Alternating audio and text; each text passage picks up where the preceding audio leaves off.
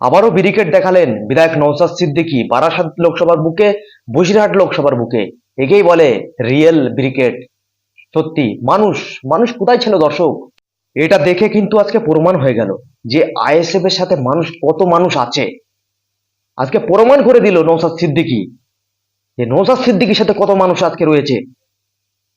এটা দেখে আবার কেউ ফতোয়া দেবে না তো যে লোক ভাড়া করে নিয়ে এসেছে নওশাদ সিদ্দিকী, যে জনসভা করছে, কেউ ফতোয়া দেবে না তো? নওশাদ সিদ্দিকী, এর আগেও আমি বলেছি, নওশাদ সিদ্দিকী যখন রাস্তায় বার হয়, নওশাদ সিদ্দিকীর জনগণ, নওশাদ সিদ্দিকীর ভালোবাসার টানে আপনার চলে আসে। আজকে দেখিয়ে দিল বারাসাত লোকসভার বুকে, বসিরহাট লোকসভার বুকে মানুষ যেন চিংড়ি মাছের বাজার বসেছে সেখানে। এত মানুষ, সে মাঠ ভরে গেছে, জায়গা দেওয়া যাচ্ছে না। একেবারে বড় বড় মাঠে কিন্তু আইএসএফ এর জনসভার আয়োজন করা হয়েছিল, সেই মাঠ কিন্তু একেবারে ভরে গেছে। কি দর্শক, সেই মাঠ একেবারে ভরে গেছে মানুষের ভিড়ে। কিছু দেখা যাচ্ছে না, শুধু মানুষ আর মানুষ। যেদিকে তাকাচ্ছি আমরা, সেদিকে কিন্তু মানুষ দেখতে পাচ্ছি শুধু। রাতের দৃশ্যটা দর্শক আপনারা নিশ্চয়ই দেখেছেন।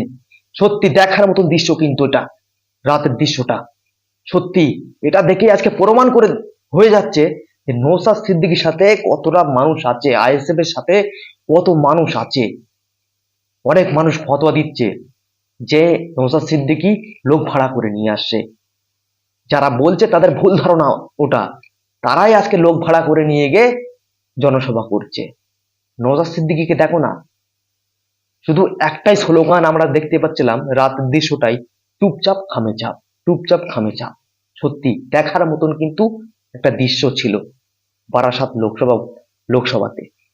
দর্শক, আপনাদের মতামত নিচে কমেন্ট বক্সে জানিয়ে যাবেন। ভিডিওটি ভালো লাগলে অবশ্যই একটি লাইক দিয়ে ভিডিওটি বন্ধুদের শেয়ার করে দেবেন। আর আমাদের ইউটিউব চ্যানেল নতুন এসে থাকলে অবশ্যই চ্যানেলটিকে সাবস্ক্রাইব করে পাশে থাকবেন।